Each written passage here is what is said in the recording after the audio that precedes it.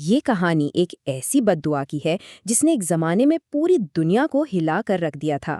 آخر کیا ہوتا ہے جب کسی قدیم بادشاہ کی ابدی نیند میں خلل ڈالا جائے؟ اور کیا فرعون کا انتقام واقعی کوئی حقیقت رکھتا ہے؟ ذرا تصور کیجئے 1923 کی ایک رات ہے، کائرو کا ایک ہوٹل، اور مقبرے کی کھدائی کے لیے پیسے دینے والے لارڈ کارنارون تیز بخار میں اپنی آخری سانسیں لے رہے ہیں۔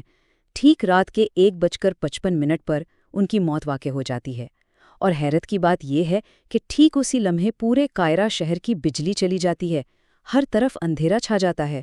اور یہی نہیں، ہزاروں میل دور انگلینڈ میں ان کی پالتو کتیا سوزی اچانک چیختی ہے اور وہ بھی مر جاتی ہے۔ کیا یہ سب صرف ایک اتفاق تھا؟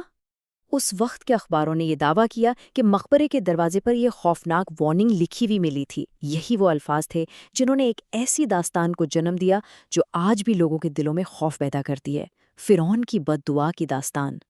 لیکن اس خوفناک داستان سے چند مہینے پہلے ایک بہت بڑی کامیابی کی کہانی رقم ہوئی تھی۔ تو چلیں وقت میں تھوڑا پیچھے چلتے ہیں اور اس عظیم دریافت کے انسانی پہلو پر ایک نظر ڈالتے ہیں۔ ہاورڈ کارٹر کے لیے صورتحال بہت نازک تھی۔ 15 سال کی سخت محنت، لارڈ کارنارون کی تقریباً ساری دولت خرچ ہو چکی تھی، اور انہیں صاف صاف کہہ دیا گیا تھا کہ بھئی یہ آخری موقع ہے، اگر اس بار بھی کچھ نہ ملا تو سمجھو سب کچھ ختم۔ اور پھر وہ دن آیا، 26 نومبر 1922۔ کارٹر نے ایک بند دروازے میں ایک چھوٹا سا سوراخ کیا۔ باہر کھڑے لارڈ کارنارون نے بے چینی سے پوچھا۔ جیسے ہی کارٹر نے سوراخ کیا، اندر کی گرم ہوا باہر نکلی اور اس کے ہاتھ میں پکڑی موم بتی کی لو ایک لمحے کے لیے پھڑ پھڑائی۔ اور پھر کارٹر کا وہ تاریخی جواب آیا۔ اندر کا منظر ناقابل یقین تھا۔ ایک 3000 سال پرانا مقبرہ جو سونے کے خزانوں سے بھرا ہوا تھا، بالکل ویسا ہی جیسے اسے چھوڑا گیا تھا۔ یہ انسانی تاریخ کی سب سے بڑی آثار قدیمہ کی دریافتوں میں سے ایک تھی۔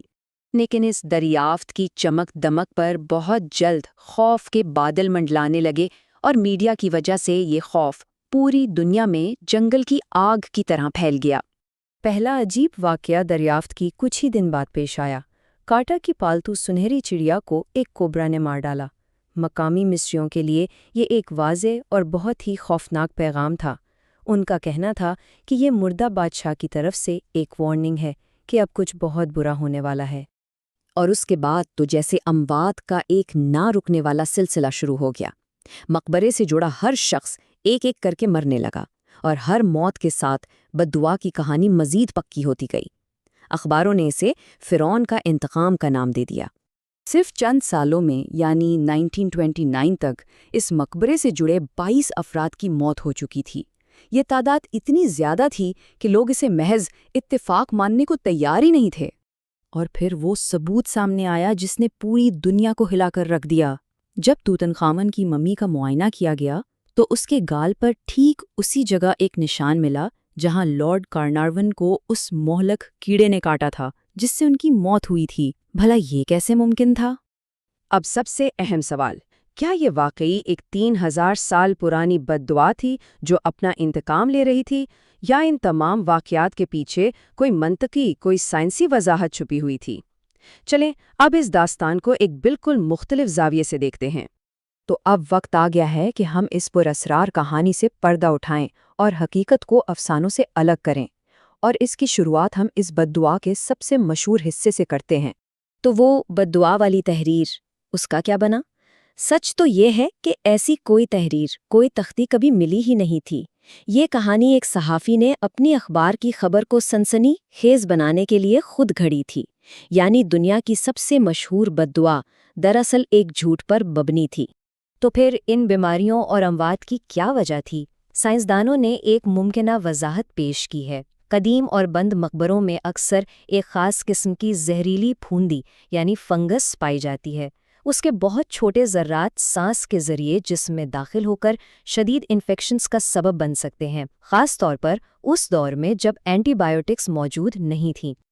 اب اس سلائیڈ پر موجود اعداد و شمار واقعی دلچسپ ہیں۔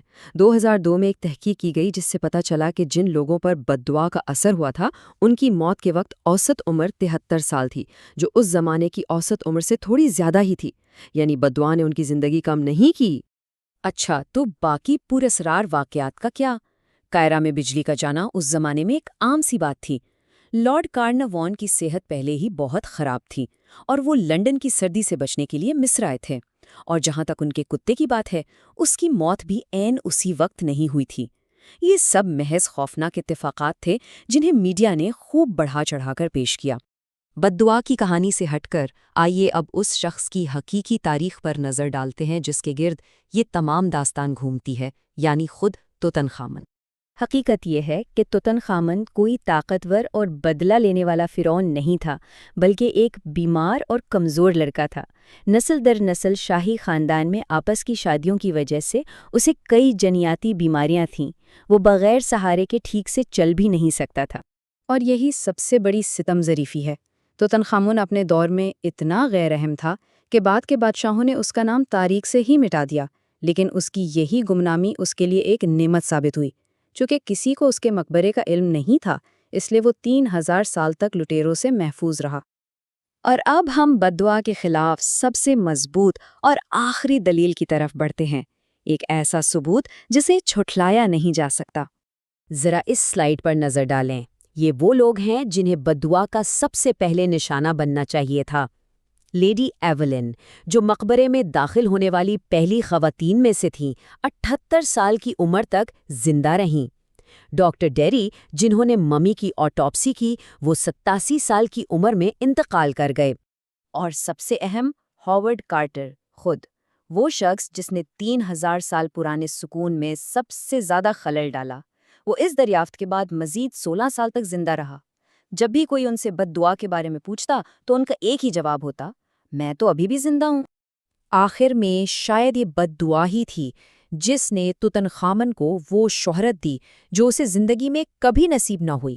اس خوفناک افسانے کی وجہ سے ایک گمنام بادشاہ تاریخ کا سب سے مشہور فرعون بن گیا، اور شاید اسی وجہ سے وہ آج بھی زندہ ہے۔